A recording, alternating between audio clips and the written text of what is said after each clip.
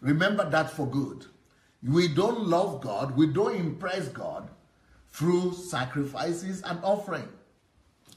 But in most of our churches today, in Nigeria and in Africa, almost the only way that they tell you to love God is almost constantly through offering. They always tell you about offering. We overemphasize offering, especially offering of money. It is almost everybody. You go and ask anybody today in Africa, how do you love God? How do you show and demonstrate your love to God? They would mention two things for you. Number one, give money, offerings. Number two, go and sacrifice your time. Come to church every day, or go and go and serve in a department. When you are serving in a department or you go to church, sacrifice. But see what God is saying?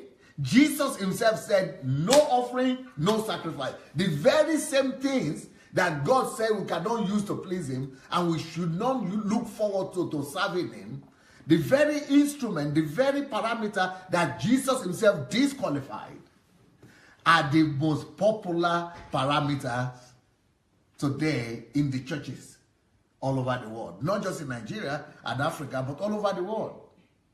And if you want to serve God, you must give offerings.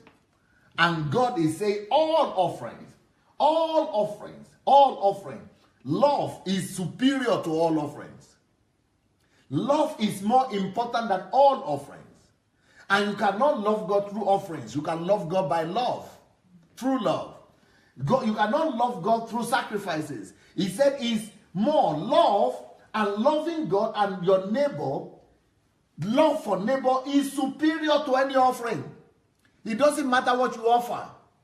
Any offering, look at it here again. Let's look at this, Mark 12:33.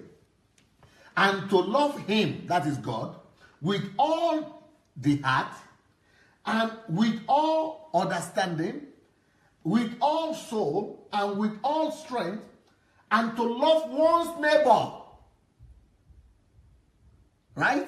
One's neighbor, love one's neighbor as oneself is more than all offerings, even burnt offerings. Is more. Loving neighbor, love is more. That is the way. That's what God treasures. Loving of your neighbor is more than all offerings and sacrifices.